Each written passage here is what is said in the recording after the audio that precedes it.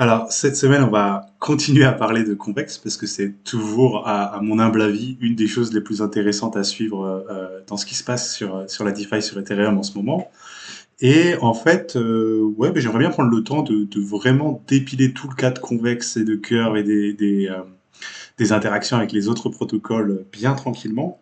Parce que je pense que il y a plein de choses en fait à comprendre là-dedans et ça vous aidera aussi à comprendre mieux la DeFi en général si vous n'avez pas suivi cette histoire-là en détail. Puis après, voilà, je vous ai mis dans le tweet, on a pas mal d'autres choses aussi. Le token Gitcoin, une petite mention parce qu'on en avait pas mal parlé sur cette chaîne. Et de la DeFi sur Polygon où il se passe pas mal de choses. En attendant toujours bien sûr Optimism et Arbitrum, là aussi ça bouge de ce côté-là, on va en discuter. Et ouais, quelques petits autres trucs, et notamment un événement Ethereum à Paris, puisque ça reprend en juillet, ICC, on en parlera aussi tout à l'heure. Mais ouais, donc bonjour à tous, ça fait plaisir de vous voir. Mais comme je vous le disais, il fait chaud ici. On va surtout creuser le cas de Convex, parce que, allez, j'étais un peu provoque dans mon message sur Twitch, là, j'ai mis le flippening prévisible, mais parce que en soi, oui, c'était prévisible.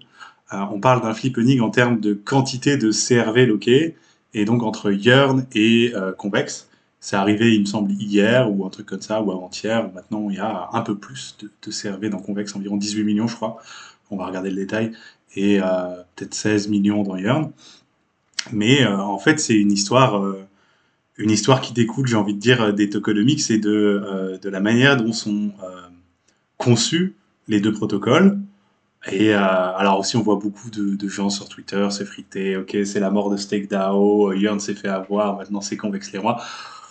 Il y a un peu à démêler dans tout ça, et notamment moi, je suis pas convaincu que ça soit la fin de Yearn, bien au contraire. Yearn a bien d'autres choses que les Vault Curve, mais en effet, ça va pousser à une forme de recentrage pour Yearn, je pense, ou en tout cas, ouais, ça peut les amener aussi à faire d'autres réactions, on verra. Peut-être relancer la production de tokens. Mais voilà, c'est un cas intéressant. Euh, donc peut-être à un haut niveau, déjà, ce qu'il faut comprendre dans cette histoire, c'est que grosso modo, quand il s'agit de produire du rendement en DeFi de manière pérenne, le plus gros track record, l'endroit le plus sûr, c'est Curve. Parce que ça fait à peu près un an que les rendements sont là. Alors il y a des contraintes, c'est pas bien sûr accessible à tous, et notamment des contraintes au niveau du gaz. Mais dans l'optique d'offrir un produit aux utilisateurs qui gérerait une position pour eux pour produire un rendement, eh bien c'est le choix assez évident. Et ça amène à une forme de compétition sur le token CRV, puisque le token CRV lui-même sert à en fait augmenter les rendements des différentes positions sur Curve. Donc ça, c'est la base de pourquoi le CRV est désirable, en quelque sorte. Le truc, c'est que pour mobiliser son CRV dans la DAO de Curve, et donc pouvoir, ce qu'on appelle booster des positions d'apport de liquidité, donc en fait pouvoir en gros augmenter les rendements, par exemple d'un dépôt dans de différents pools de stablecoins sur Curve, il faut verrouiller ces curves dans la DAO. Et alors là, il y a une formule mathématique derrière, mais en fait, ce qu'il faut retenir de cette formule mathématique, c'est que vous pouvez choisir la durée de verrouillage, mais que moins vous verrouillez longtemps, moins vous aurez de VE-CRV par CRV loqué. Donc en gros, pour le dire plus simplement, parce que je reconnais que c'est pas simple d'expliquer la différence comme ça, euh, le plus efficace, c'est de loquer son CRV pour le plus longtemps possible. Voilà, aussi simple que ça. Donc les protocoles les plus habiles, disons, et les holders les plus habiles, ils les lockent tout simplement pour 4 ans, qui est la durée maximale. Et un lock 4 ans signifie qu'il y a un VECRV par CRV, alors que par exemple un lock 1 an va vous donner 0,125 VECRV par CRV. Ou un truc comme ça, je vous laisse voir les ratios sur le site de Curve. Ça vous donne une idée des proportions. En gros, il y a une énorme incitation à s'engager sur le long terme avec Curve. Et donc ce qui se passe là, c'est qu'on voit des protocoles, pas des utilisateurs, se lancer dans le jeu de l'accumulation du CRV pour après pouvoir apporter les rendements les plus intéressants à leurs utilisateurs, qui sont donc des déposants comme vous et moi, ou même d'autres protocoles, encore une fois. Et c'est exactement ce qui... Merci Jean-Brasse pour le Prime, ça fait plaisir. C'est exactement ce qui se passe avec... ce qui a commencé à se passer avec Curve. Et donc le premier qui est rentré dans la partie, j'ai envie de dire, c'est Yearn Finance, comme vous le savez bien, on en a pas mal parlé, il y a eu plusieurs itérations, mais on va refaire un petit récap rapide pour que tout le monde soit à jour, qui est donc, Yearn a eu la bonne idée, vu qu'ils commençaient à avoir pas mal de leur des dépôts qui farmaient sur Curve, ils ont eu la bonne idée de proposer en fait une forme d'incitation à, on pourrait dire, déléguer à perpétuité ces CRV à Yearn. Puisque c'est ça en fait, ils vous proposent un vault, qui était donc avant IVE-CRV, maintenant IV-Boost, qui en fait, vous déposez des CRV dedans, et ces CRV vont être gérés et utilisés par Yearn, et donc c'est-à-dire verrouillés à perpétuité pour booster les différentes positions des LP sur Yearn, et donc faire que le rendement pour eux, et il y a une capture bien sûr pour les déposants. Mais il y a plus de retour possible dans l'autre sens, dans l'immédiat. Après, bien sûr, il y a une pool contre l'Ether qui permet la sortie pour ceux qui le voudraient. Ça, c'était le premier mécanisme. Et ça a permis quand même d'attirer une certaine quantité de CRV, puisqu'ils ont 15-16 millions de CRV déposés dans ce vault-là, il me semble. Mais en soi, ça avait aussi quelques limites, comme on le verra après. Il y a eu une autre approche assez similaire faite par StakeDAO, avec pareil un dépôt de CRV loqué à perpétuité et des incitations en SDT pour ceux qui le faisaient. Mais là, il n'y avait pas de liquidité de sortie, donc il n'y avait pas de pool tout simplement pour le SD VECRV. Et waouh, merci Phil merci Phil et Nolan pour le prime. Ouais, ça fait plaisir. Ah, petit hype train. Allez, c'est parti. C'est cool, comme ça on fait un hype train sur Curve et on a tout le monde qui nous fait de la DeFi de haut niveau. Donc, il y a eu une autre tentative avec l'approche StakeDAO, où là on a eu beaucoup moins quand même de CRV qui sont commis sur cette pool-là. On doit être à 3 millions ou quelque chose comme ça, pour des raisons aussi qui sont en fait tout à fait explicables. Et la dernière en date, et qui est donc celle qui va nous intéresser aujourd'hui, puisqu'elle a à peu près cassé la baraque dans le game du verrouillage de CRV à perpétuité, c'est l'approche de Convex. Et côté Convex, il y a quelques ajustements bienvenus, rien qu'au niveau de ce mécanisme de verrouillage à perpétuité. Et il y a aussi la manière dont sont partagés les frais, en fait, est totalement différente à Yearn. Et c'est ce qui amène un peu à la situation d'aujourd'hui, où en fait en 2 semaines, Convex a été en mesure de rattraper et de dépasser la quantité de CRV détenue par Yearn. Alors, on va essayer de garder ça compréhensif. Alors, je vais partir progressivement. Donc, oui, le premier point, je pense, à avoir en tête, si vous voulez faire l'analyse un peu pour comprendre ce qui s'est passé, c'est déjà de comprendre les frais relatifs au fonctionnement des deux plateformes. On va mettre StakeDAO de côté pour l'instant maintenant. On va s'intéresser aux 2 plus gros protocoles holders de CRV, Yearn et Convex. Et les frais, c'est en fait c'est déjà 85% de la réponse, j'ai envie de vous dire. Donc pour voir les frais, il suffit juste de laisser votre souris. Est-ce que j'ai bien mis le partage d'écran déjà? Ouais, c'est bon. Ok. Waouh. Nolan, merci pour la fête. Oh là là, je t'avais manqué ou quoi? Donc, il suffit de mettre votre souris laisser votre souris sur le. Je me suis rendu compte que plein de gens n'étaient pas conscients de ça, donc je me permets de rappeler en live. Si vous laissez votre souris sur une API, c'est un peu un standard de design de protocole DeFi, ça va vous mettre le détail généralement. En tout cas, Convex, Yearn, d'autres protocoles comme ça vous le font. Et donc là, vous pouvez voir, je vous prends une pool, donc là c'est CRV-ERS, ça va nous intéresser, on en a déjà pas mal parlé sur ce channel, mais ça pourrait être une autre. Mais juste pour voir un peu la répartition et qu'est-ce qu'apporte Yearn concrètement. Donc sur la pool ERS, il y a une API de base qui est très faible parce qu'il n'y a pas énormément de volume, on en a déjà discuté. Là où ça devient intéressant, c'est plutôt pour farmer des CRV. Donc c'est ce que vous voyez là dans le tout type, la Base CRV APR. Donc ça, c'est le rendement de base en CRV. Si vous allez avec des ERS et des SR, vous les déposez sur Curve et vous stakez dans la gauche sans CRV verrouillé dans la DAO, c'est ce que vous sortez. Après, vous voyez en dessous le boost, qui est donc le boost qui est capable de vous obtenir Yearn sur cette position-là, grâce au CRV qu'il possède, qui vous donne donc le total API. Et alors après, là où c'est marrant, c'est qu'ils vous mettent le net API et ils vous détaillent pas le frais.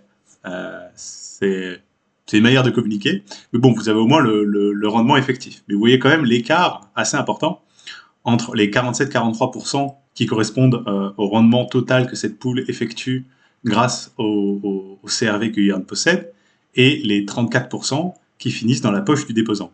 Ça, c'est parce qu'en fait, sur Yearn, il y a deux frais qui sont deux frais principaux à avoir en tête. C'est un management fee de 2% et un performance fee de 20%. Donc en gros, 20% de tout ce qui est farmé est saisi au niveau du protocole. Et ça, c'est quand même assez conséquent, notamment quand on regarde du côté de la structure des frais chez Convex. Alors on peut faire le même aperçu. Je crois qu'il faut que je connecte un wallet. Allez. Donc là, vous prenez, on va reprendre la même, comme ça on dépayse pas. Alors elle est où la ERS? Clac, clac, clac, clac, clac, ERS. Et là, pareil, voilà, vous avez le détail quand vous mettez, quand vous laissez votre souris dessus. Et donc, ce qui se passe au niveau de Convex, c'est à peu près la même chose que sur Yearn, en tout cas au début. Donc, vous avez l'API de base de la pool qui correspond aux échanges effectués sur cette pool, pas bien élevé sur le reste parce que le volume est faible. Vous avez après l'API en CRV et boosté, où là, en l'occurrence, il semblerait qu'il y ait beaucoup plus de dépôts maintenant sur Convex que sur Yearn, donc le boost effectif est un peu moins grand.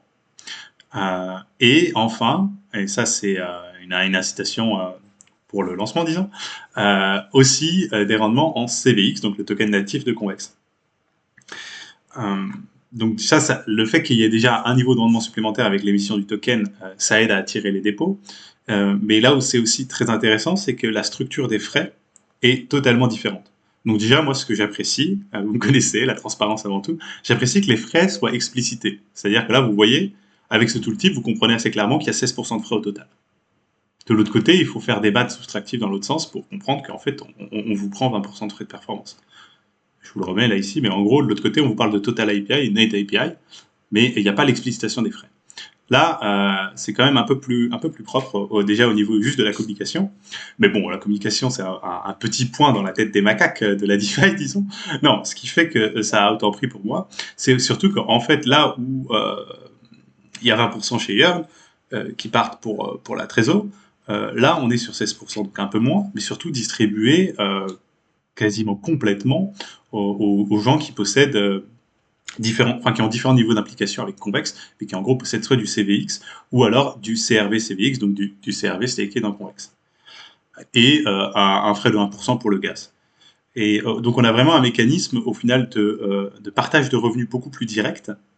Et ça, c'est vraiment essentiel pour comprendre pourquoi on a eu un tel emballement sur le CRV de Convex.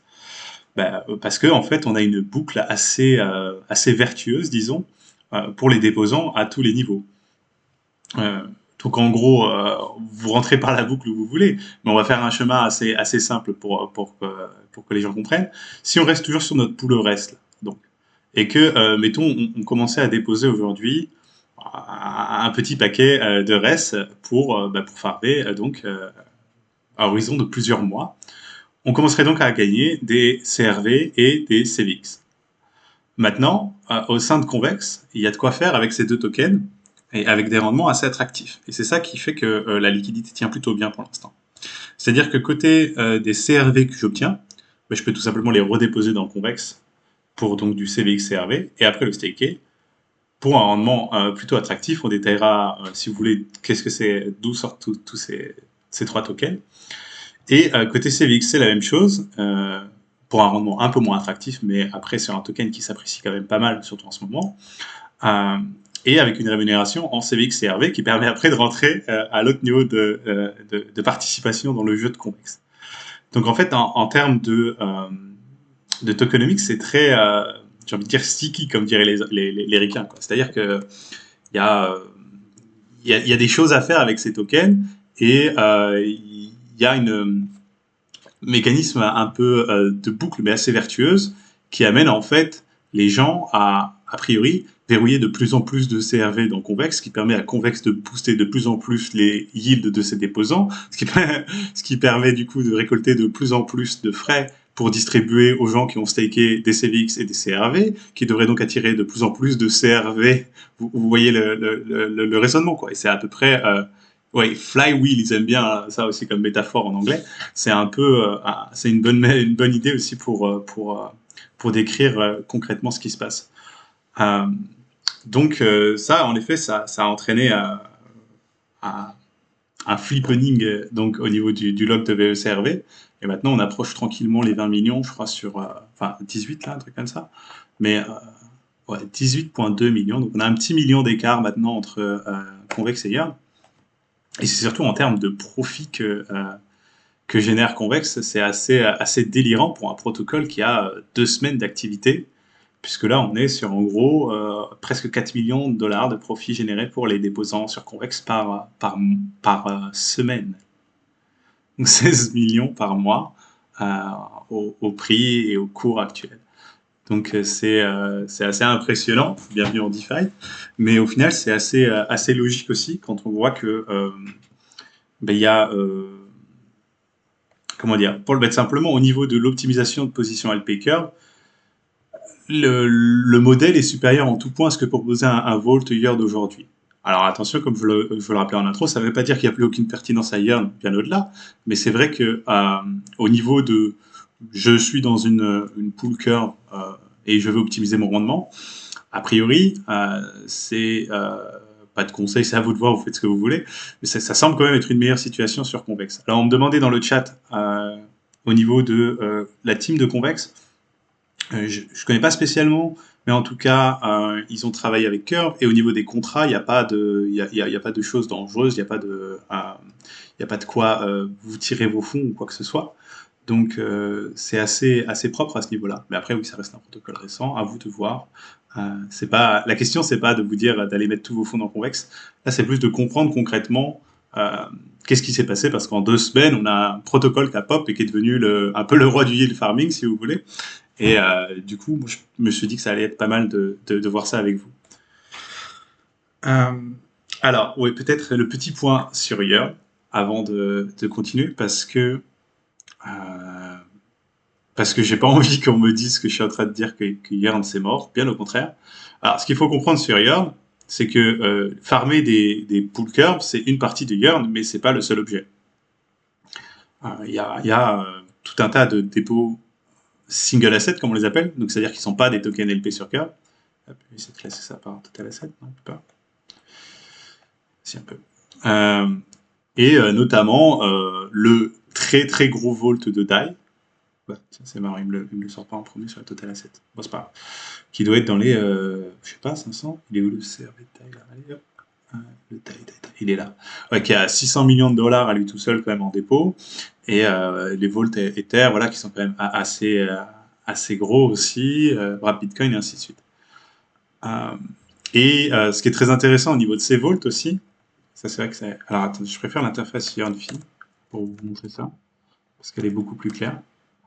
Ce qui est intéressant au niveau de ces Vault et pas encore très connu, moi je trouve ça fou, parce que c'est quand même assez sympa, c'était tout l'objet de la V2, c'est que donc ces Vault Single Asset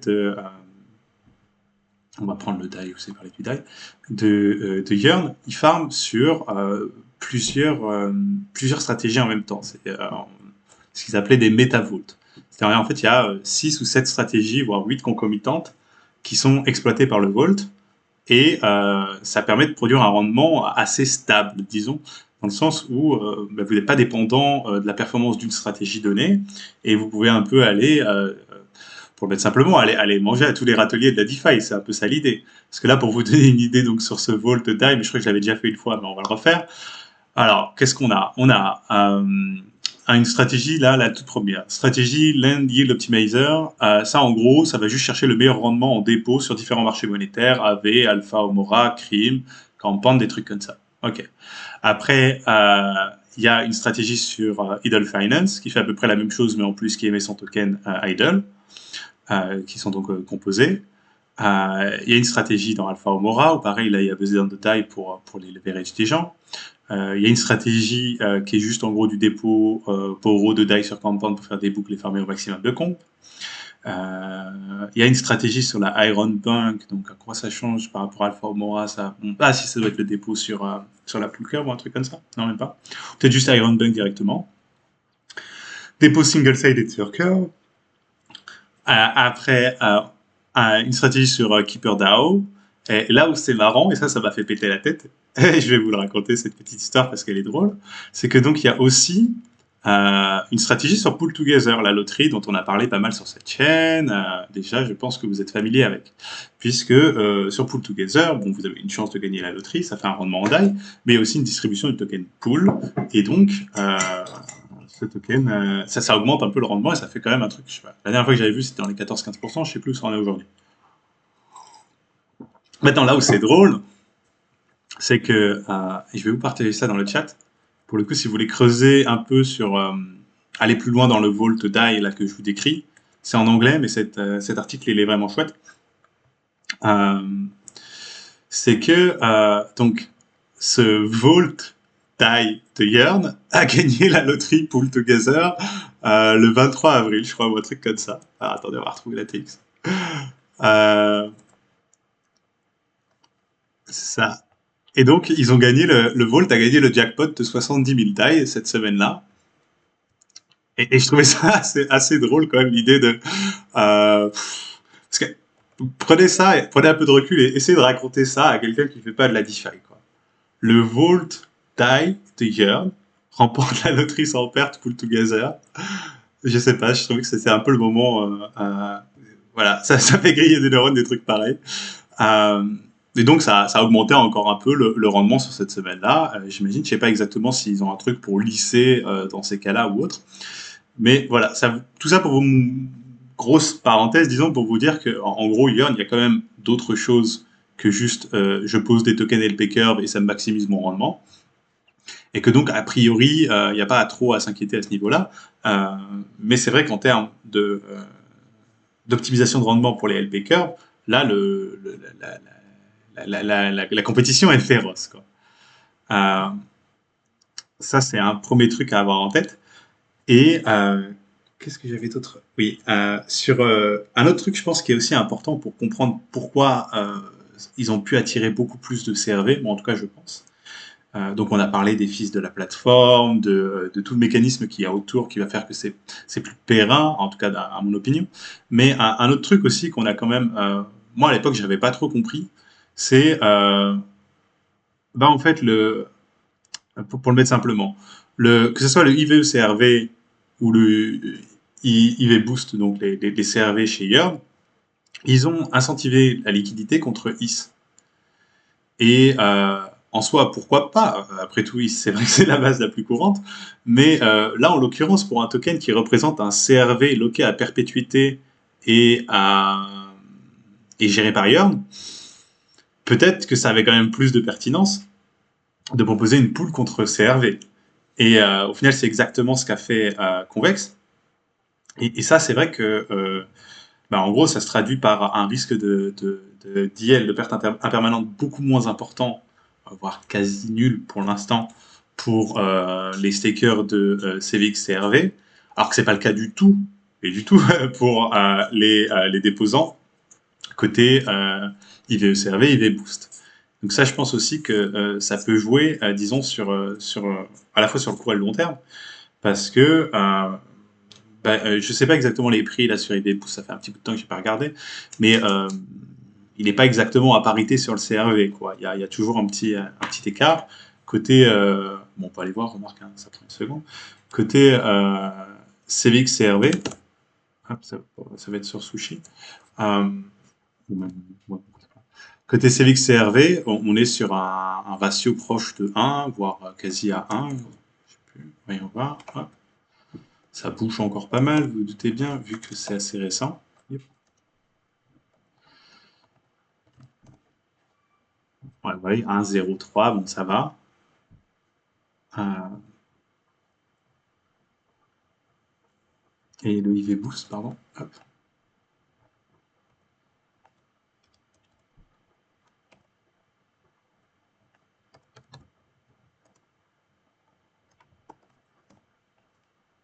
On est à peu près dans les mêmes zones.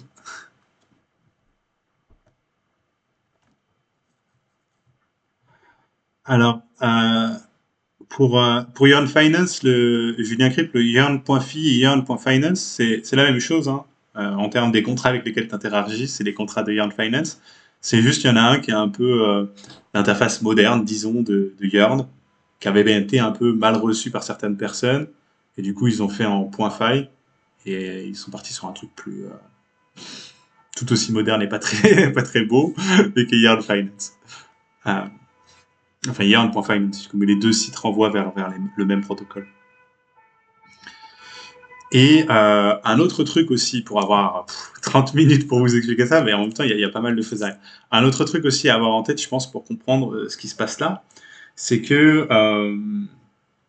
alors, deux autres choses, en fait. Déjà, la première, c'est que Yearn a fait deux choses pour réagir à ça. La première, bon, a priori, c'est pas spécialement une réaction à ça, mais le timing quand même fait que bon, voilà, il faut pas nous prendre pour des moutons non plus. Euh, c'est que en gros, ils ont pris leur airdrop de PS, ils ont dump et ils ont acheté du CRV avec pour le commit sur le IV Boost d'une manière à booster en fait le rendement des déposants qui sont déjà là. C'est un peu comme du sponsored DAI dans la pool together, si vous voulez, c'est la même logique, mais sur les CRV loqués. Ils ont acheté 1,5 million de CRV comme ça. Ce que ce sera probablement un bon move, je pense, à dire ils ont quelques mois, mais ça n'a pas suffi à combler l'écart avec Convex. Euh, Pardon, je me perds en route. Il y avait ça, et j'ai oublié un autre truc. Oui, un autre truc essentiel, c'est aussi de bien avoir en tête que Convex et Yearn se comportent pas pareil avec les tokens qu'ils farment. C'est-à-dire que Yearn a toujours été dans une logique, tout ce que je te farm, je le dump pour plus de ton principal. Tu m'as donné du DAI, on va farmer quoi que ce soit avec, tout ce qu'on farm, pool, comp, idle, machin, blabla, tout ça c'est liquidé pour plus de DAI et la boucle continue. Donc c'est une perspective qui est assez rassurante et intéressante pour le déposant, puisqu'il n'a pas à se prendre la tête à savoir de il s'en fout en fait même de quel protocole en question particulièrement il farm. C'est juste qu'il va farmer un truc, ça va être vendu et ça va produire un rendement. Maintenant, pour les protocoles farmés, comme on a pu le voir à certains moments de l'histoire de Yam, ça peut être, euh, ça peut être assez douloureux pour le prix du token, puisque si le Vault Yearn vient à représenter une grande position sur un protocole donné, bon, ils vont pas farmer des petits protocoles généralement, mais quand même, et ben ça peut se traduire par une bonne correction, disons, sur le prix du token. Dans les exemples récents, par exemple, regardez la sortie du Vault, bon, c'est pas que le Vault Yearn, mais il y en a d'autres sur Liquidity, ça n'a pas forcément aidé sur le token, bon, il a repris depuis, mais voilà, on voit les impacts que ça peut avoir à ce niveau-là. C'est pas comment dire, se faire farmer par Yearn, c'est pas forcément une chose euh, positive pour le token et le protocole sur le long terme. De l'autre côté, sur Convex, se faire farmer par Convex. Bon, déjà, Convex ne farme que Curve. Donc ça aussi, c'est important à rappeler. Convex, c'est une spécialisation sur Curve, mais c'est aussi pour ça que leur tokenomics c'est aussi solide, parce qu'ils ont vraiment tout designé autour de ça.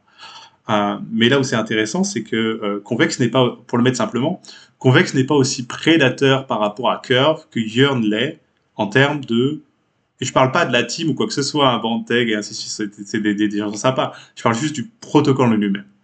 En termes de tout ce qui est fermé par Yearn, c'est dumper immédiatement ou rapidement sur le marché pour plus de principal. Côté Convex, Convex ne dump rien au niveau du protocole lui-même. Convex ne vend pas les tokens qu'il farme. En l'occurrence, le seul token farmé, CRV, bon, il y a tous les autres tokens incentivés sur Curve aussi. Et donc, à ce niveau-là, c'est plus positif, déjà ça pour Curve, mais aussi pour toutes les pools incentivées qu'il peut y avoir sur Curve, donc la pool qui distribue du Liquidity, les pools STIs qui distribuent du Lido, et ainsi de suite. Et au-delà de ça, donc ça c'est le premier niveau. Et le deuxième niveau, c'est qu'avec tout ce dont on a discuté sur les options qu'ils vous offrent avec le CRV, c'est non seulement ils ne sont pas prédateurs sur le CRV à le dumper pour systématiquement avec les volts, mais en plus de ça, ils offrent aux gens qui donc gagnent des CRV grâce à Convex une, un chemin assez clair pour composer leur rendement s'ils le souhaitent, s'ils souhaitent continuer à être exposés au prix du CRV, qui est donc le fameux CVX CRV. Et, euh, et ça, mine de rien, bah, ça fait la différence, quoi, disons, sur le long terme, je pense. Ça peut aider à expliquer pourquoi on a vu autant de dépôts aussi rapidement sur une plateforme comme Convex, qui a maintenant un peu plus d'1 milliard de TVL, je crois. Ah, je regarde un peu le chat pour voir si j'ai pas raté trop de trucs. Alors, Vangelius, pour le maintien du prix, bah, c'est en fait, ça se fait assez mécaniquement, disons, c'est que d'un côté, tu as la pool CVX, CRV, donc avec une incentive dessus, pour que les gens soient incités à déposer les liquidités, qu'il y ait une assez grosse liquidité à ce niveau-là. De l'autre, tu peux directement passer par Convex pour staker tes CRV avec Convex et donc avoir des CVX CRV.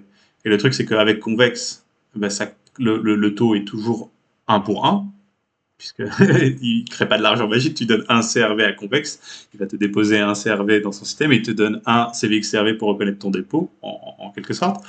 De l'autre côté, la pool, elle peut varier. Et donc, en fait, tu as des opportunités d'arbitrage entre les deux qui va faire que le prix, a priori, devrait se maintenir. Alors après, il y a voilà, différentes situations qui peuvent faire que il y a gros besoins, demande pour le CVX server. Alors peut-être que ça va être un peu déséquilibré dans un sens ou dans l'autre, mais ça me semble pas délirant d'envisager que il n'y ait pas de spread trop significatif à terme entre les deux.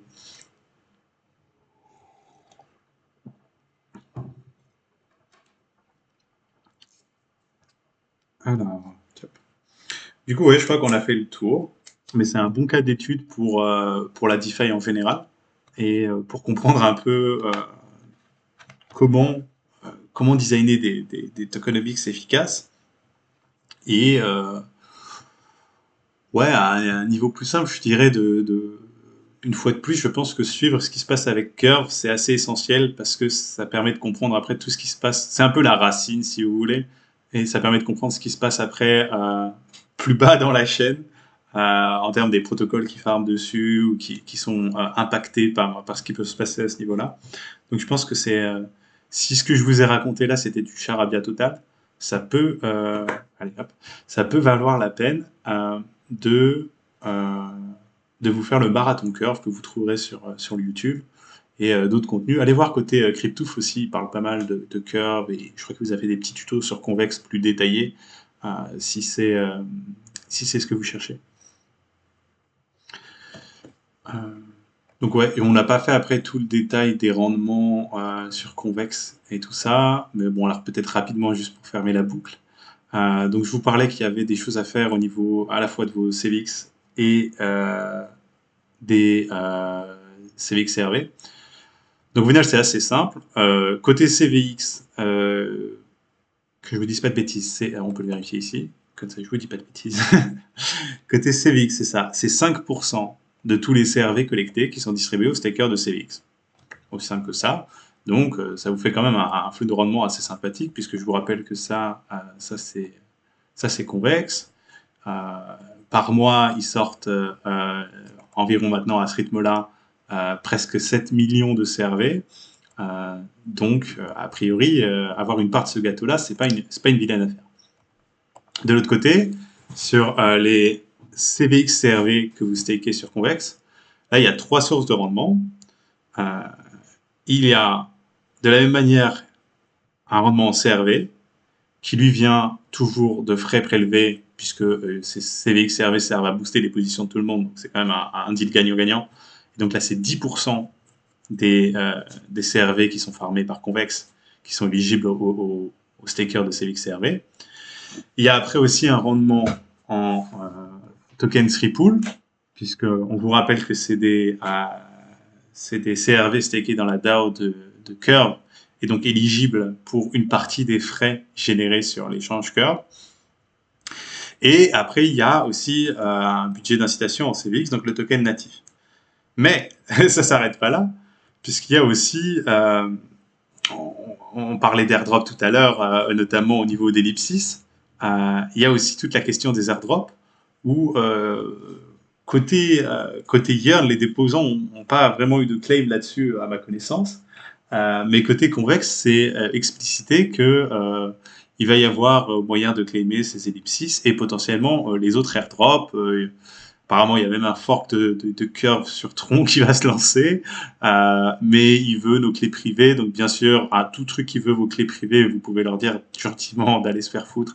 Ça ne vaut, si vous êtes un staker VOCRV, ça ne vaut pas le coup de risquer votre clé privée dans quoi que ce soit. Il n'y a aucun site qui devrait vous demander votre clé privée. Personne, aucune app, quoi que ce soit. C'est du délire. Et ça montre juste l'incompétence la plus totale de l'équipe pour oser suggérer un truc pareil. Donc, vraiment, voilà, ce fork, je n'étais pas spécialement intéressé, mais le fait qu'ils mettent ça, c'est... Bon, maintenant, apparemment, ils ont corrigé le tir, mais voilà, ça vous montre que c'est des gars qui sont sur une autre planète, quoi. On a fait tout un tas de systèmes, justement, pour pas avoir à copier-coller sa clé privée quelque part. Pour vous, on a des wallets, il y a des fonctions, tu peux... Pourquoi revenir à l'âge de pierre, quoi? Enfin, c'est assez ouf.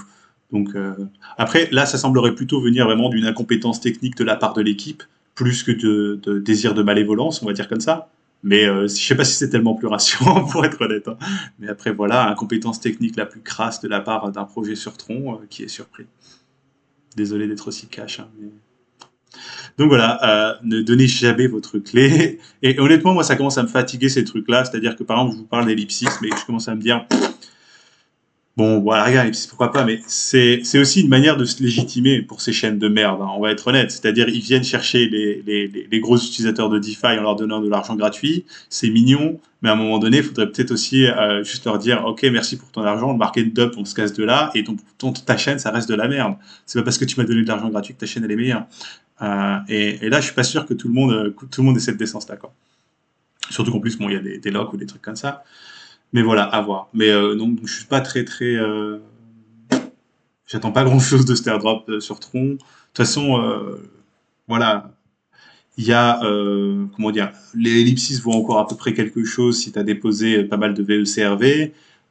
Mais après, il y a eu quoi? Il y a eu celui sur Phantom, là, le Froyo qui s'est fait défoncer le premier jour. Et je crois que maintenant il redonne, mais je sais pas, c'est probablement un token encore dans les misères. Bon, à vous de vérifier si vous avez quand même beaucoup de VECRV, ça vaut peut-être le coup.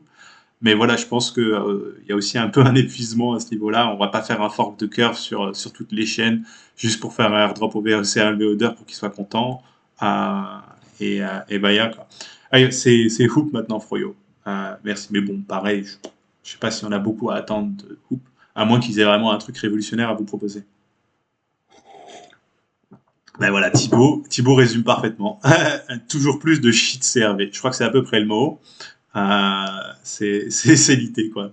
Mais en même temps, ça fait du sens aussi parce que, euh, comment dire, attirer l'attention des stakers VECRV, c'est quand même quelque chose d'assez pertinent pour un projet DeFi, sachant que c'est des gens qui ont loqué leur token pour 4 ans, qui ont donc a priori compris pas mal de choses au niveau de la tokenomics de Curve, de qu'est-ce que Curve ça veut dire pour la DeFi, de comment on structure des incentives sur le long terme et pas pour quelques semaines, et ainsi de suite. Donc, c'est pas si étonnant que, disons, euh, les utilisateurs actifs de Curve soient courtisés. Ça, c'est même assez prévisible. Maintenant, voilà, ne vous faites pas sucrer vos clés de manière aussi bête, surtout par Justinson, le gars, voilà, et pouf, c'est bon, quoi. C'est bon. Et surtout pour aller sur Tron. Donc, bon, si vous avez des questions encore sur le convexe et sur tout ce dont on a discuté là, allez-y, avant qu'on passe à la suite, parce que c'était un peu le point principal que je voulais faire aujourd'hui. Mais donc, pour résumer ma pensée, et c'est vrai que oui, on n'a pas tout bouclé, pour résumer ma pensée, donc, en termes de farming LP Curve, pour moi, c'est évident que le game est assez en faveur de Convex à tous les niveaux. La structure des frais fait qu'ils sont juste plus efficaces de base pour farmer. Les frais sont partagés directement avec les possesseurs des différents tokens impliqués dans la plateforme. Donc ça aussi, c'est toujours bienvenu. Et en outre, leur logique non parasitique par rapport à ce qu'ils farment fait que que ça se fait plus dans comment dire, ils se mettent plus dans une relation synergistique que délétère. Bon, je n'irai pas jusqu'à appeler la relation que Yearn peut avoir avec les protocoles qu'elle farm délétère, mais ça a quand même un impact négatif sur le coût du token. Le prix du token, pardon. Euh, pour Convex. Alors après, côté Yearn, ça ne veut pas dire que Yearn est mort, on se calme, il y a plein de choses très pertinentes sur Yearn, il y a plein de trucs très intéressants, ça reste une team très solide, et je vous ai notamment montré qu'ils ont des vaults, méta-vaults qui farment jusqu'à 7 ou 8 protocoles en même temps avec des stratégies différentes, donc ils ont de quoi faire. Maintenant, en gros, je m'attends à deux potentielles choses côté Yearn, voire les deux en même temps. C'est soit, alors on va en reparler de ça. Donc soit ils relancent l'impression, la création de token IFI pour avoir une chance d'être en concurrence, mais là ça ne suffira pas. Il faudra aussi quelque chose de concret au niveau du IFI token, chose qu'ils ont refusé de faire depuis un petit bout de temps. Donc voilà. Et côté stake, là c'est plus tendu parce que stake pour l'instant farm quand même très essentiellement curve et absolument non compétitif en termes de. Enfin, je veux dire, si j'ai des CRV aujourd'hui, j'ai aucun intérêt à les poser chez Stake par rapport à les poser chez Convex.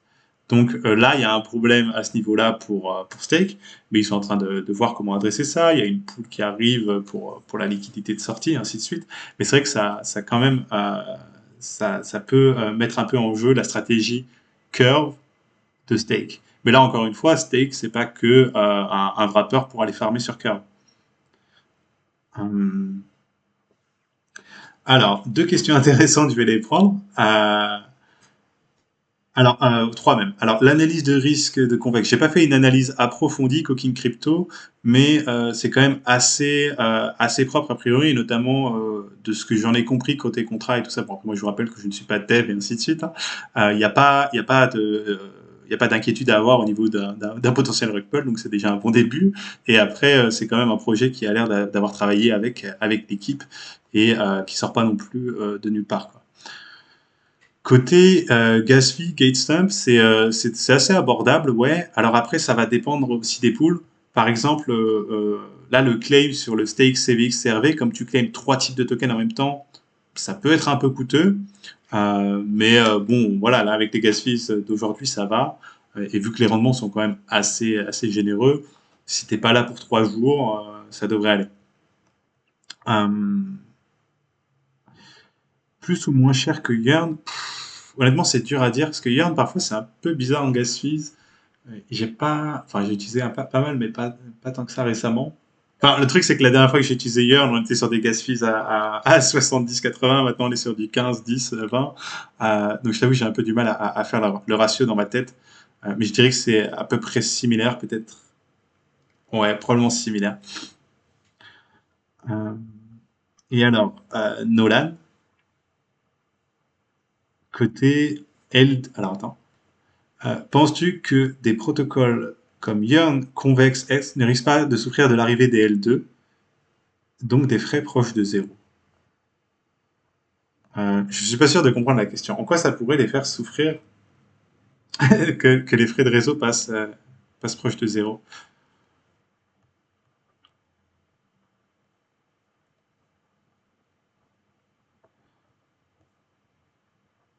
Enfin, après, peut-être dans le sens, tu veux dire, où toute l'activité va migrer sur le L2 et pour l'instant, côté, enfin, que la base c'est Curve et que Curve pour l'instant c'est seulement sur le L1?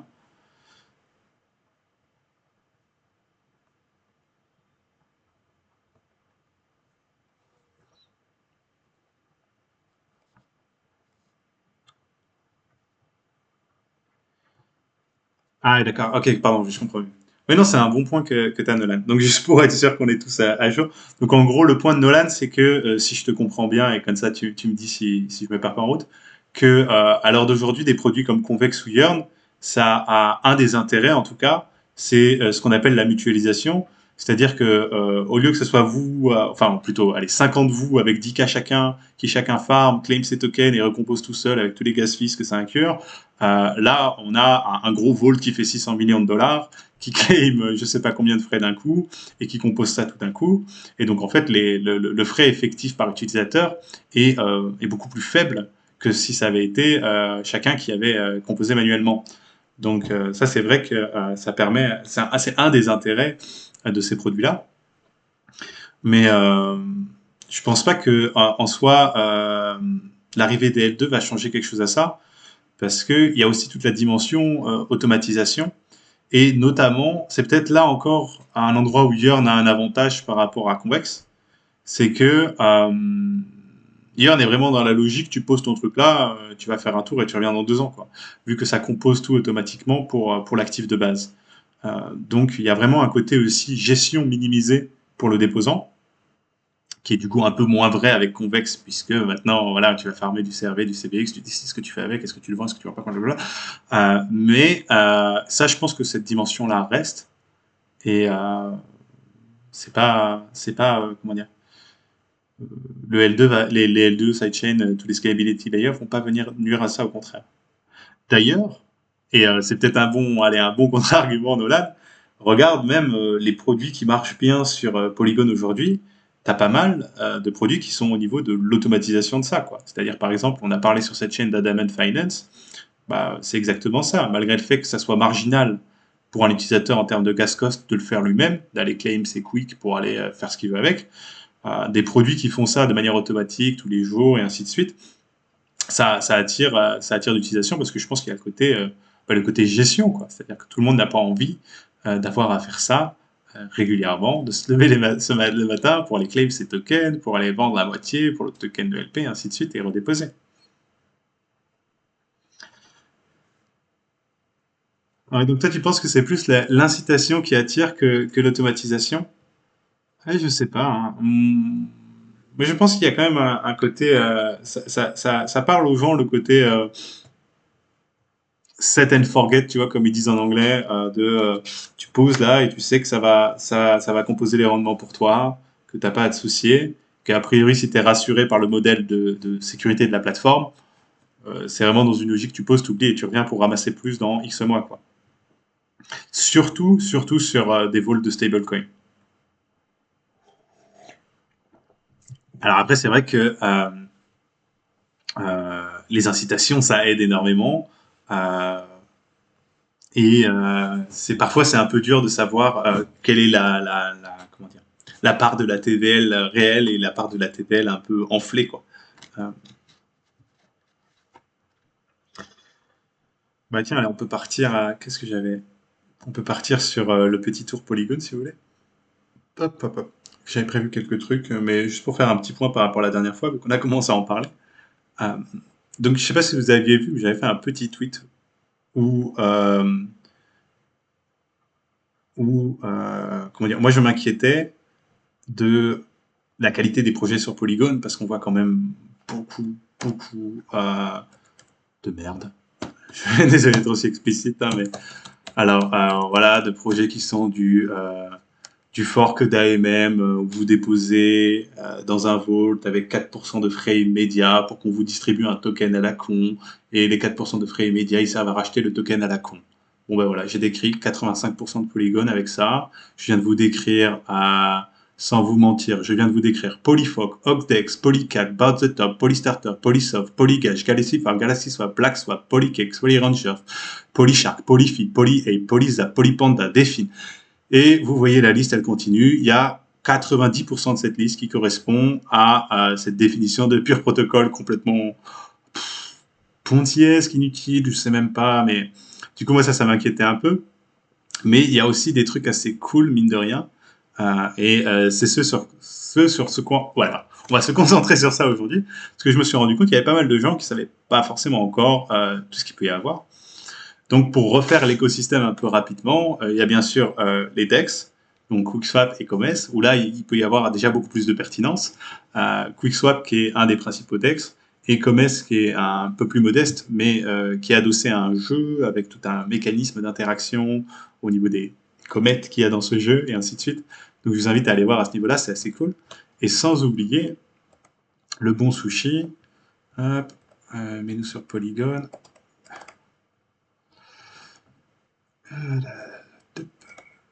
Eh merde, je l'ai pas ici, Polygon. Est-ce qu'il va me faire le changement là? Yes. Est-ce qu'on peut voir les analytics Polygon? Yes. Donc vous voyez quand même Sushi sur Polygon aussi qui commence à représenter pas mal. Et Sushi qui se transforme d'ailleurs un peu en une pieuvre avec des tentacules sur toutes les chaînes. Et donc ça au niveau des DEX, c'est l'essentiel. Après il y a de l'agrégation de DEX bien sûr. Vous savez qu'il y a Paraswap sur Polygon. Et un autre, c'est vrai qu'on l'a mis dans le chat, Stinkshot. Je crois qu'il y a une interface assez cool. Après je sais pas exactement ce qu'ils utilisaient derrière pour router. Et donc ça, c'est au niveau donc, du texte. Après, il y a bien sûr le landing avec un protocole comme AV et il me semble qu'il y a il y a le land sushi maintenant aussi. Yes. Et donc là, on va descendre toute la stack comme ça pour être sûr. Donc Curve, bien sûr, en texte sur Polygon, à pas oublier. Et on va reprendre la liste ici. Elle est où? Ah, je l'ai fermée de méthode. Et après, un peu d'infrastructure que j'appelle Polygon natif qui commence à se mettre en place. Donc, moi, je vous avais parlé de May.finance qui permet de faire, de leverager ses Matic avec un stablecoin natif qui est le Mimatic. Et on va discuter rapidement de pourquoi c'est pas anodin. Et Adamant Finance aussi, qui est un autre projet que je trouve assez pertinent, qui vous permet de gérer vos positions IP et qui a quand même une assez sticky, je trouve, sur le Hadi, assez bien foutu, et avec du partage de revenus pas trop mal, euh, et une position plutôt intéressante pour les stakers de Hadi. Alors attends, c'est quoi ce Doppel.finance? Ah, BSC, là par contre. Moi, on est déjà sur Polygon, là, il y a de quoi faire. À part s'il y a un truc. Ah oui, il y a One Inch Polygon, si vous voulez vous faire sucrer votre positive slippage, et c'est à vous de voir. Alors attends.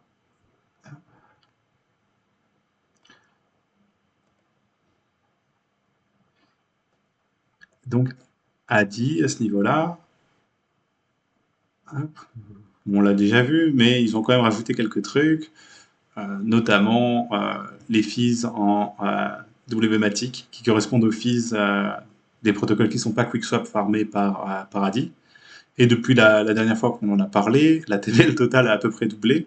Et donc, ça se traduit par des retours assez intéressants pour ceux qui sont stakers Adi. Bref, tout ça pour faire un petit tour de l'écosystème pour vous dire qu'en gros, il y a d'autres choses à faire que d'aller voir des fermes pas très pertinentes. Et aussi comprendre un truc moi, que j'ai compris assez récemment au final, mais qui va peut-être vous aider à comprendre un protocole comme MayFinance, où vous pouvez vous dire, pour le faire simple en fait, parce que j'ai eu la question qui était assez bien formulée, qui est en gros, pourquoi on se casse la tête à créer un stablecoin alors que je peux poser mes Matic sur AV et emprunter du DAI ou de l'USDC ou qu'importe. Et en fait, là, il y a la réponse à cette question. Ah oui, pardon, allez. Sinon, il va nous faire une crise cardiaque, Didi.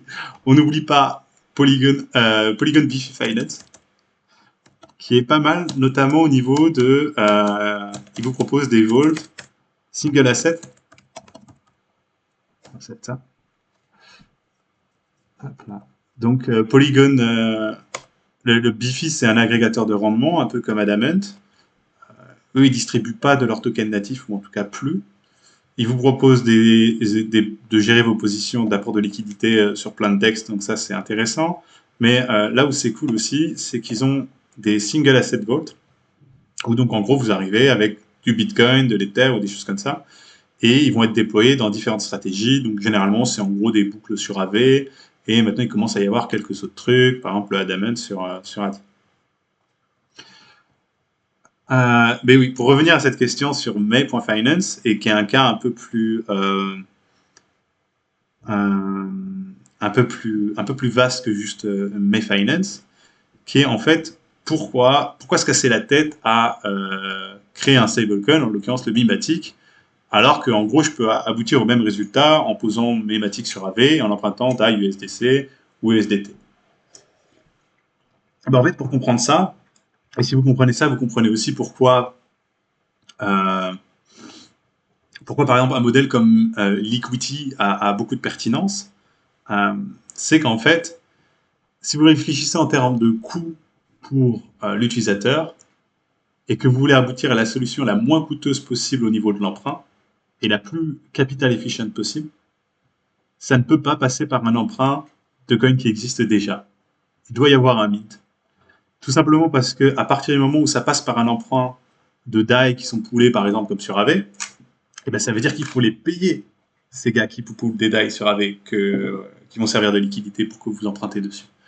Et généralement, ça se paye à des taux variables, mais minimum plusieurs pourcents par an. Alors que de l'autre côté, dans une approche où on mint, on peut arriver à des coûts d'emprunt qui vont représenter, par exemple sur l'equity, je vous rappelle, 0,25% par an, et un stablecoin qui est toujours stable de l'autre côté. Et en gros, ça c'est un truc assez fondamental. Si vous avez compris pourquoi du coup on fait des modèles comme ça, je pense que vous avez compris pas mal de choses au niveau des marchés monétaires. Alors, au niveau de Mi, ils ont eu des petits problèmes avec le PEG et maintenant on peut minter depuis USDC aussi. Tiens. Attends, c'est des vols sur USDC qu'ils ont créé? Non, j'espère pas. Bon, on va en créer un pour voir. Là où c'est marrant aussi, petit détail qui m'a fait sourire, c'est que les vaults de Mimatic sont des NFT. Et donc, si vous créez un vault sur MyFinance, en gros, c'est un NFT qui représente votre vault. Bon, voilà, ça fait du sens au final, comme c'est des produits standardisés. Euh, ouais, non, donc d'accord, les vaults, c'est toujours en Matic, c'est juste qu'après, il y a du swap direct. Ok. Ouais, non, ça passe par là. Bref, je me suis un peu perdu en route, mais mon point étant que d'avoir des modèles comme ça permet en gros d'avoir une solution de lending sur Matic qui va être plus efficace à plusieurs niveaux. Euh, déjà, il y a la question du max LTV, je pense qu'il est un peu plus élevé que ce que vous permettrait un truc comme AV sur du Matic. Mais il y a aussi vraiment la question à avoir en tête du coût de l'emprunt pour l'utilisateur. Et c'est vraiment à ce niveau-là que ça fait la différence. Et c'est pour ça que vous voyez cette approche répliquée plusieurs fois. Voilà, sur Alchemix, vous mettez du LUSD, sur Liquidity, vous mettez du LUSD, et ainsi de suite. C'est que ça fait du sens au final. Et c'est important de comprendre ça. Alors après, il y a aussi, comment dire, il y a un peu de l'abus à ce niveau-là. Par exemple, j'en ai vu un passer il y a pas longtemps, là, le Spell, Magic Internet Money, je sais pas quoi. Bon, j'ai pas eu le temps de le creuser plus que ça. Apparemment, il y a des gens qui se sont gavés, qui ont fait x5 sur la journée sur le token Spell, très bien pour eux. Mais au niveau du protocole en lui-même, ça commence à faire un peu beaucoup de wrap et je sais pas si là il y a une vraie pertinence, quoi. Hop. Du coup, est-ce que j'avais d'autres trucs? Pour Polygon, c'est pas mal, ouais. Côté May, pour ceux qui suivent, je crois qu'il y a un vault, pas un vault, pardon, un système de profit sharing qui va arriver au niveau du token Key. Donc ça peut être intéressant aussi à voir comment le protocole va évoluer à partir de là. Ça peut aider un peu à résoudre les problèmes actuels de leur modèle, qui en soi, il y a une grosse émission de Key, qui est donc le token de May, et il y a assez peu de choses à faire avec, à part le mettre en apport de liquidité.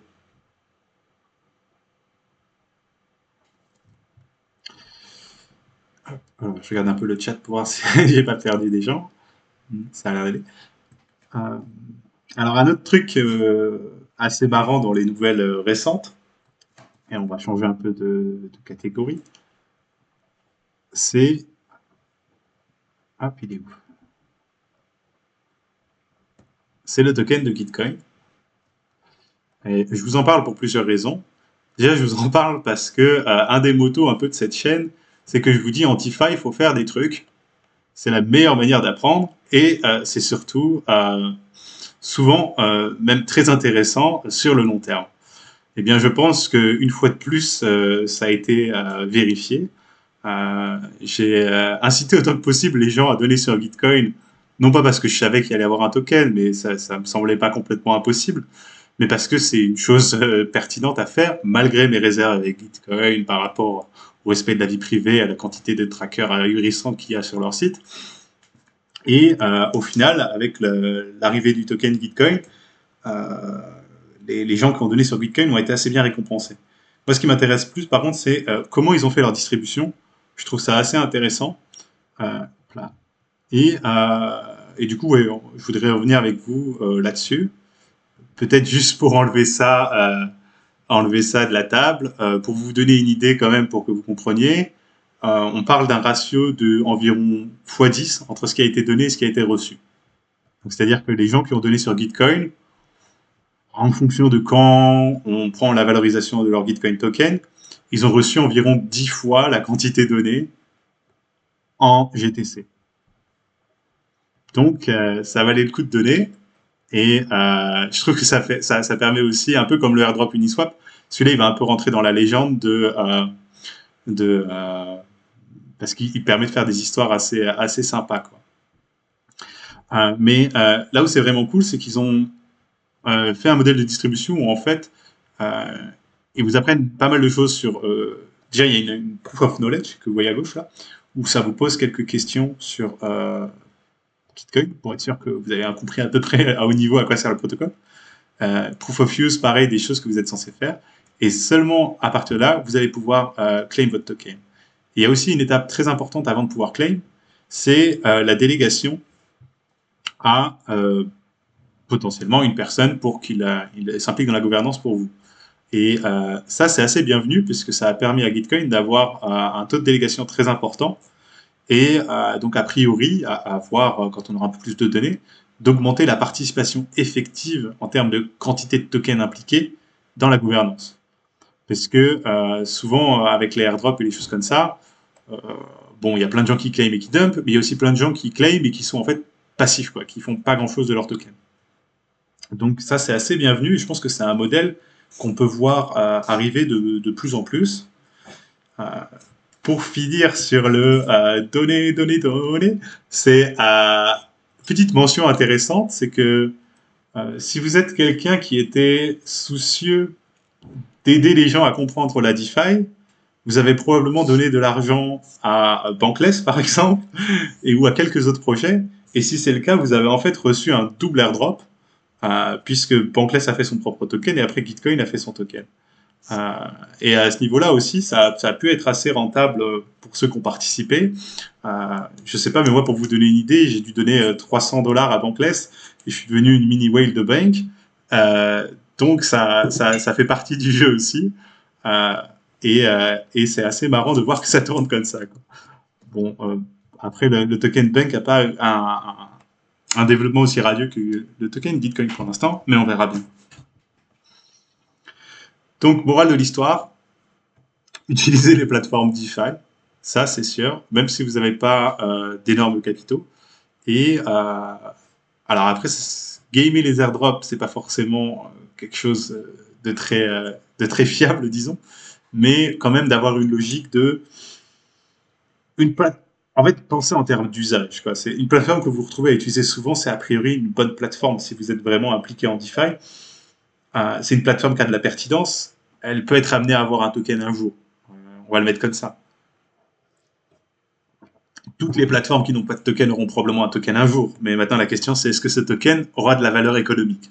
Et là, je pense que oui, pour les plateformes pertinentes, comme Gitcoin ou autres, même si elles ont leurs limites, euh, pas forcément pour des trucs moins pertinents. Donc ça, c'est aussi à avoir en tête. Mais ouais, j'aime bien l'idée que la générosité a été récompensée. Et notamment, je ne sais pas si vous vous en souvenez, mais au dernier round Gitcoin, j'avais incité, je ne sais pas comment dire ça, j'avais fait une petite campagne pour lever des fonds pour les éducateurs internationaux.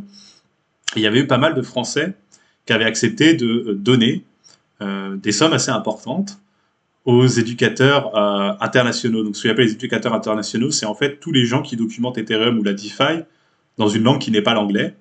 Donc, DeFi France, bien sûr, mais aussi tout un tas d'autres communautés. Et en fait, ce qui est cool, c'est que ces gens qui ont donné, ils ont reçu 10 fois en retour ce qu'ils ont donné. Et en plus de ça, ils ont aidé des gens en Turquie, en Chine, au Venezuela, en Argentine, un peu partout, à mieux comprendre la DeFi, à avoir accès à des contenus plus léchés, plus qualitatifs pour voir ce qui s'y passe. Donc ça fait très plaisir. J'avais pas d'insider sur Gitcoin, mais je vous avoue que la tournure des événements a été assez belle. Et, euh, et pareil, pour ma part, du coup, je me suis retrouvé avec pas mal de Gitcoin tokens euh, pour avoir donné depuis plusieurs rounds. Et du coup, bon, j'en ai gardé un peu, mais j'ai surtout j'ai pris mes Ethers et je suis en train de. Bon, on en parlera jeudi dans le live NFT, mais je suis en train de vous choper plein de petits NFT sympas pour distribuer. Ça va être communautaire, comme d'habitude. Euh, alors, VECRV prévu sur Polygon.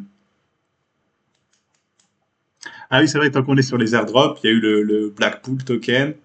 Donc à voir si vous êtes éligible, c'est des gens qui possédaient différents NFT, des Sorare ou des choses comme ça, je crois. Et peut-être quelques autres critères en fonction du Merkle Tree de Julien. Et ça se claim sur Polygon, je crois, non, j'embrasse directement, si je te dis pas de bêtises, ou c'est sur Mainnet, je sais plus.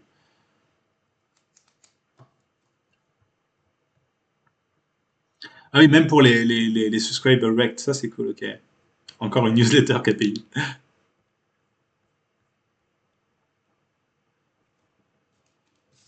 Ah oui, d'accord, c'est que ceux qui ont des cartes Sorare qui claim sur Polygon, les autres c'est sur Mainnet. D'accord.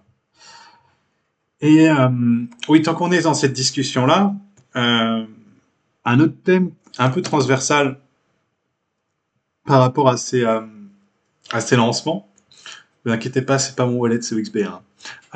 C'est toute la thématique de gamification sur la DeFi.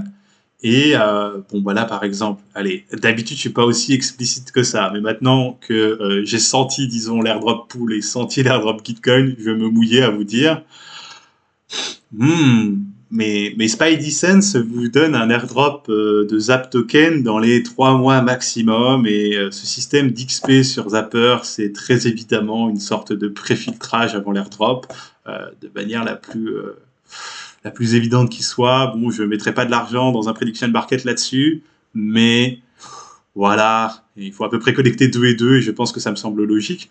Donc, qu'est-ce qui se passe sur Zapper? Maintenant, vous avez des quêtes, comme dans un MMO, hein, quand on vous dit que la DeFi c'est un MMO, c'est vraiment ça.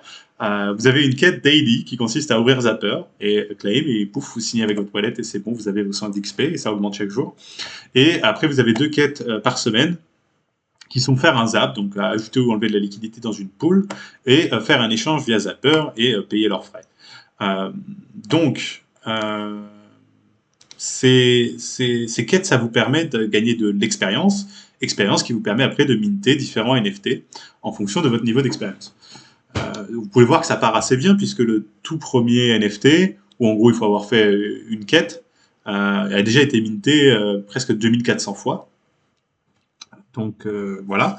Et comment dire. Et un autre pro tip, c'est que ouais ben voilà, j'embrasse, il a déjà tout vu. C'est que vous pouvez bien sûr tout à fait faire ça sur Polygon, hein. Donc si votre but c'est juste de faire votre XP, n'hésitez pas à prendre un Matic et le mettre en LP sur, je sais pas moi, une pool Polygon qu'importe, et la semaine prochaine vous l'enlevez du LP, et la semaine d'après vous le remettez en LP, et ainsi, vous avez compris l'idée. Comme c'est sur Polygon, vous allez payer très peu de frais, et ça vous permet de faire vos quêtes, même si vous n'avez pas spécialement un truc à faire cette semaine avec Zapper. Et je vous rappelle aussi que les swaps Zapper ont des frais, il me semble.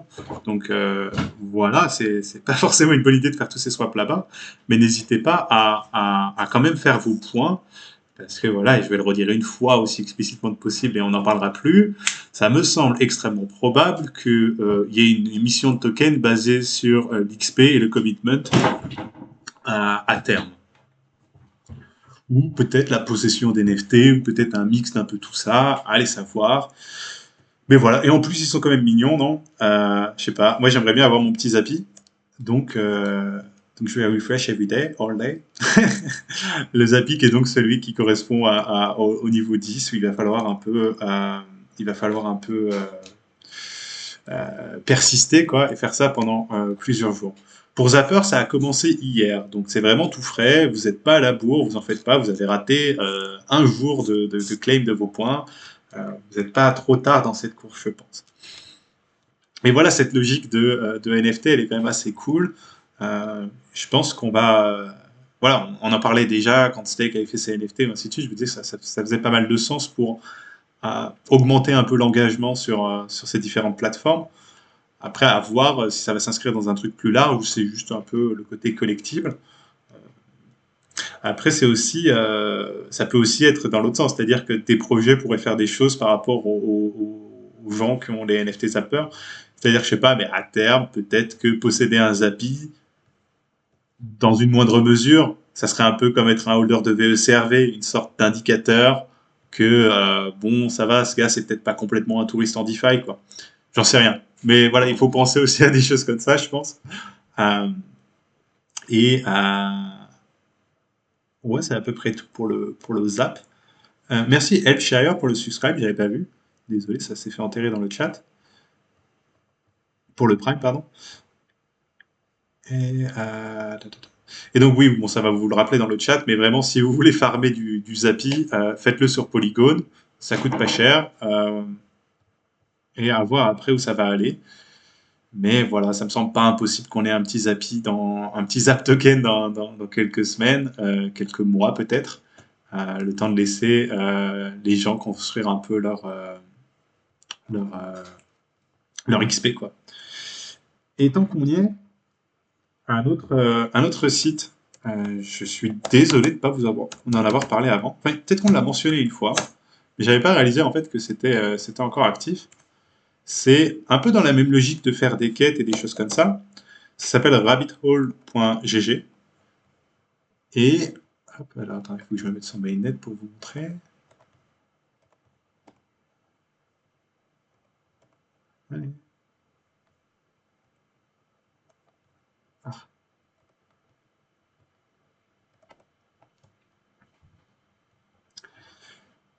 wow, buggy, ça. Ça connecte ou ça connecte pas? Non, ça connecte pas. C'est ça.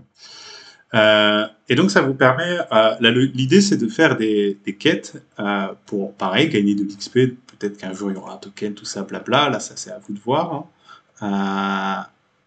Mais là où c'est cool, c'est que il y a aussi des récompenses directement qui sont offertes par les protocoles en question. Donc là, par exemple, en ce moment, vous avez une quête qui, en fait, correspond à un dépôt de USDT dans la loterie Pool Together sur Polygon. Et cette quête est récompensée avec un pool qui, je sais pas, ça fait quoi, 15-20 $ le pool, un truc comme ça. Et donc, voilà, si vous voulez vous amuser, découvrir un petit protocole et en même temps gagner une petite récompense, pourquoi pas. Alors attention, par contre, il faut être validé sur BrightID pour pouvoir être éligible aux rewards. Donc, à vous de voir de ce côté-là, c'est pas si compliqué, mais ça peut prendre un peu de temps. Mais voilà, si vous commencez en crypto ou pour lancer vos proches, ça peut être sympa de leur parler de ça. S'ils veulent pas investir quoi que ce soit, bah voilà, là par exemple pour le coût de l'USDT sur Polygon, vous avez un Matic, vous le swapez en USDT, vous le mettez dans la pool, vous attendez le tirage du lendemain et hop, vous ressortez avec un pool. Et si vous avez une chance pas croyable, la loterie, le jackpot, pardon. Mais voilà, ça peut être une. J'aime assez l'approche pour aider les gens à découvrir, à voir après si ça va prendre. Euh, mais je pense que ça vaut le coup d'en parler et de faire un petit tour. Après, c'est vrai que la limitation, le côté Bright ID, c'est un peu limitant.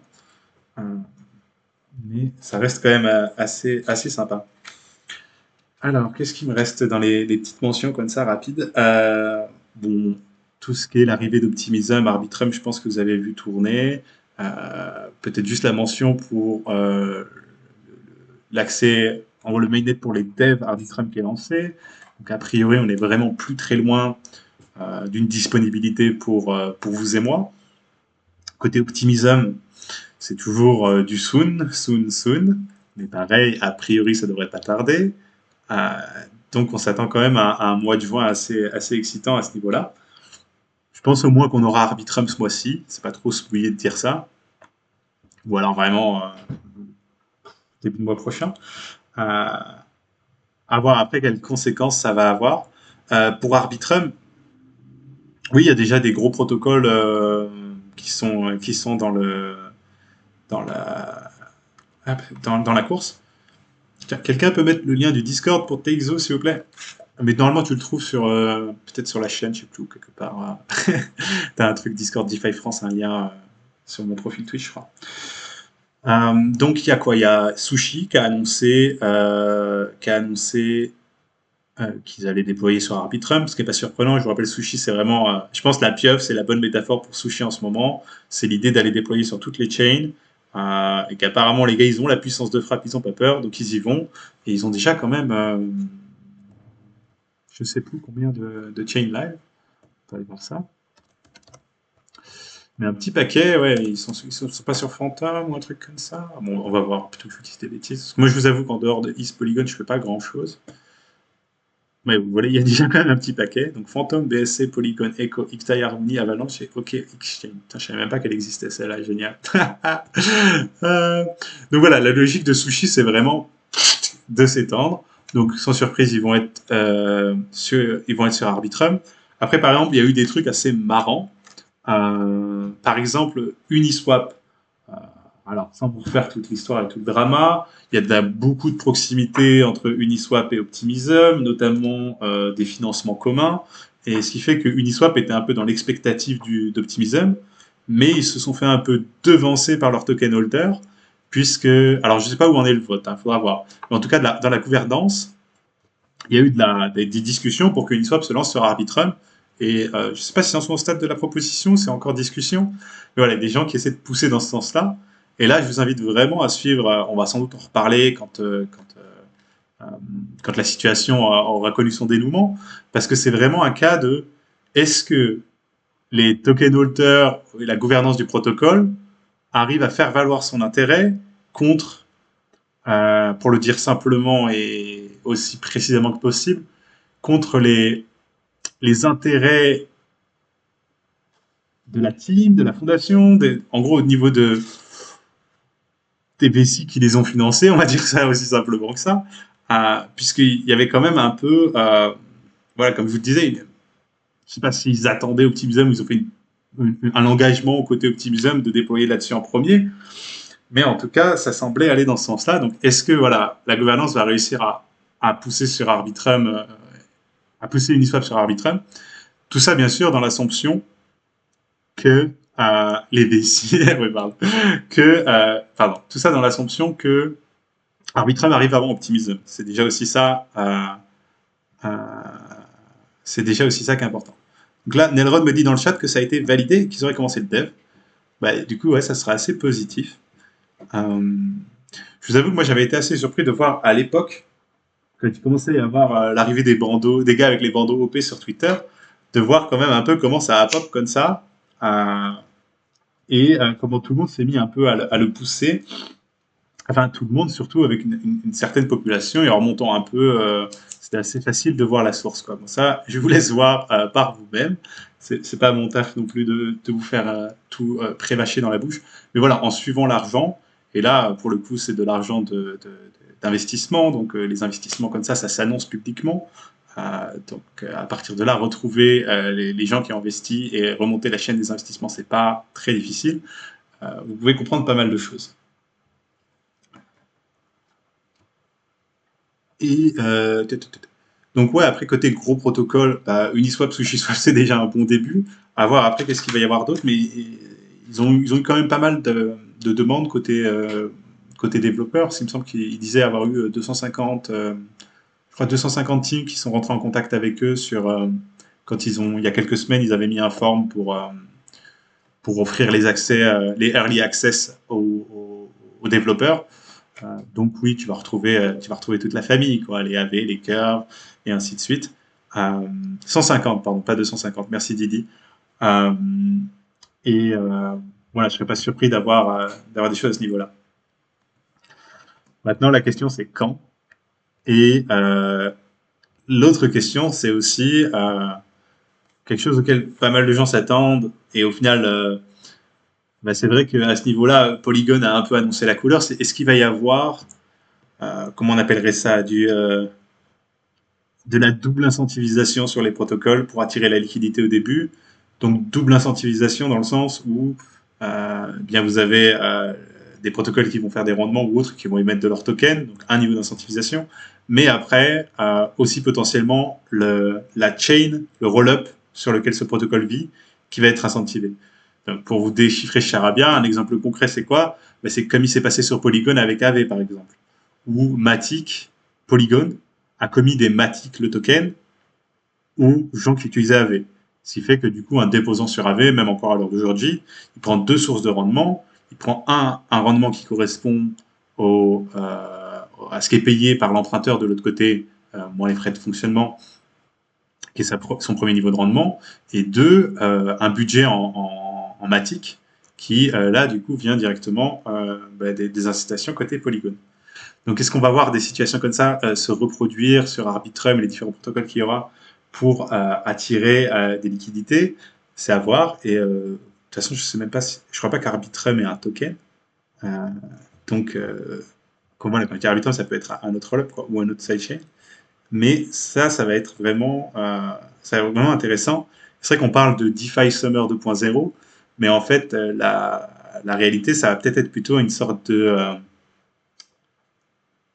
je sais pas comment appeler ça, de scalability summer, où en gros, ça sera autant sur la DeFi que au niveau de tout ce qui va être sidechain, rollup, que ça va être intéressant et qu'il va y avoir des opportunités vraiment attractives comme il y a pu les avoir à l'époque. Alors, qu'est-ce qu'il nous reste? Si, il y a un gros truc important, puisqu'il est temps de commencer à reprendre vos places, si vous voulez, c'est le salon ici. Bon, ça fait quelques semaines, je suis un peu à la bourre sur l'annonce là-dessus, mais vous avez le temps, vous en faites pas. C'est donc un salon pour parler d'Ethereum et de DeFi qui se tient à Paris chaque année. Et je ne sais pas si vous étiez au courant, mais l'édition de cette année, bien sûr, a dû être un peu reportée avec toutes les joyeusetés qu'on connaît tous. Mais on a maintenant une date définitive pour du 20 au 22 juillet et la possibilité d'acheter son ticket dès à présent. Donc n'hésitez pas si vous voulez voir un peu les gens qui sont actifs dans l'écosystème.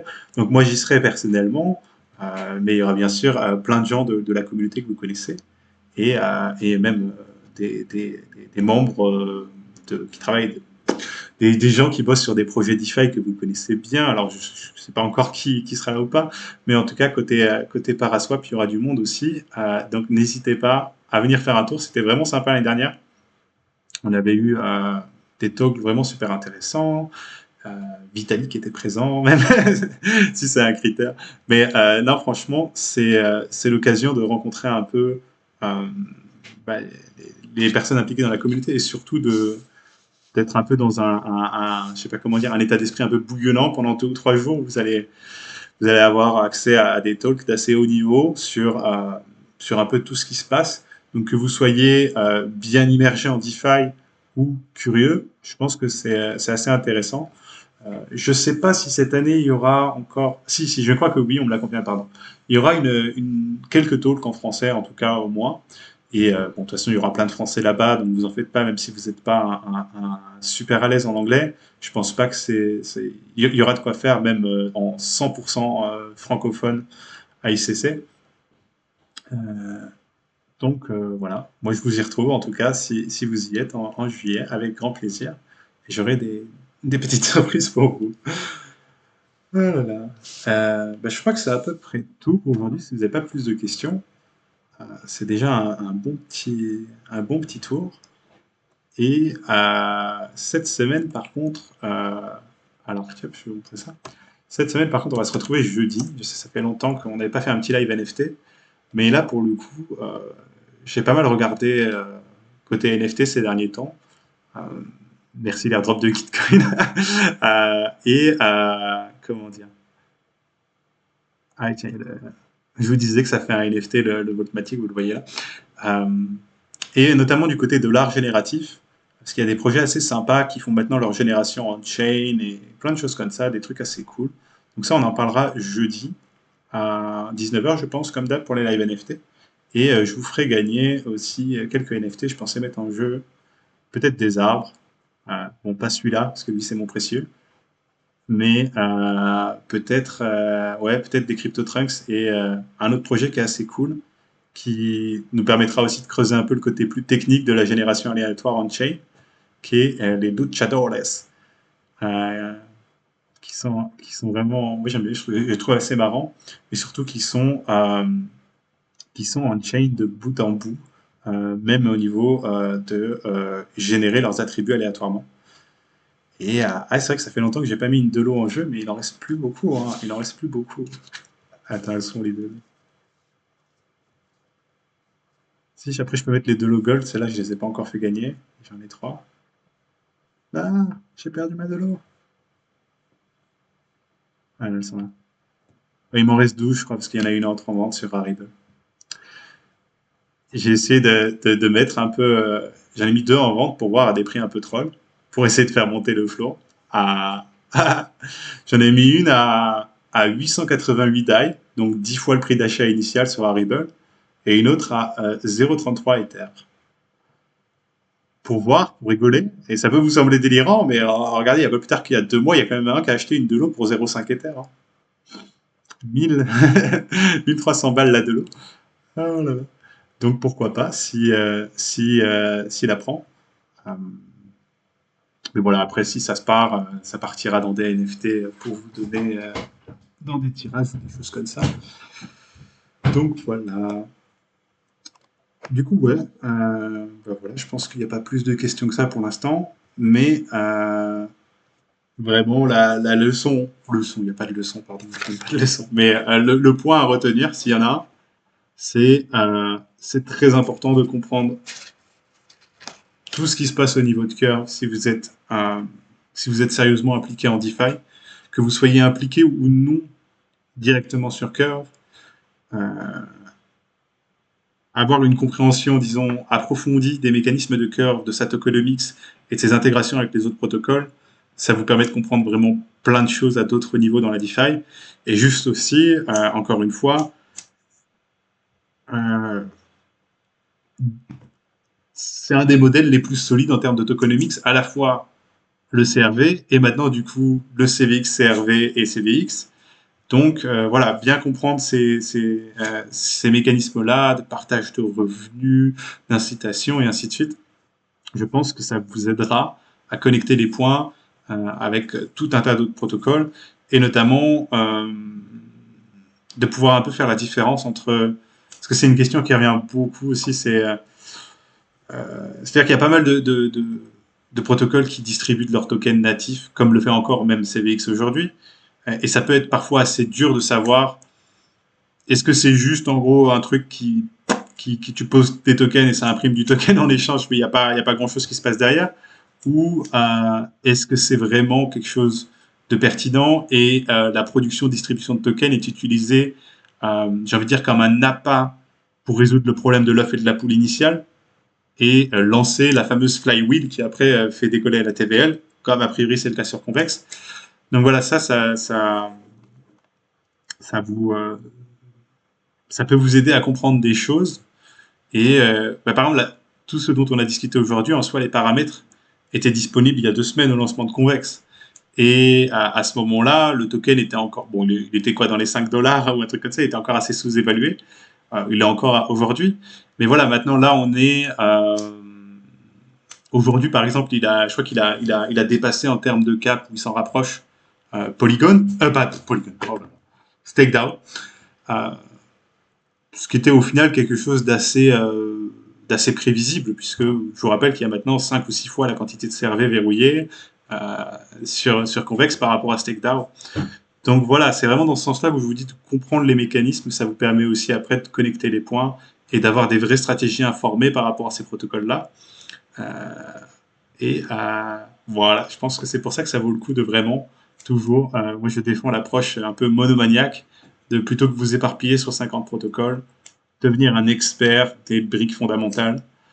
Il faut que vous ayez compris Curve, que vous ayez compris AV, que vous ayez compris Yearn, des trucs comme ça, et après à partir de là vous pouvez vraiment comprendre à peu près tout et n'importe quoi. Voilà, du coup, sur ce, je vous dis à jeudi pour un petit live NFT où on parlera essentiellement d'art génératif parce qu'il y a plein de petits trucs cool et je vous ferai gagner, allez, on va dire au minimum un CryptoTrunks et un Luchadores.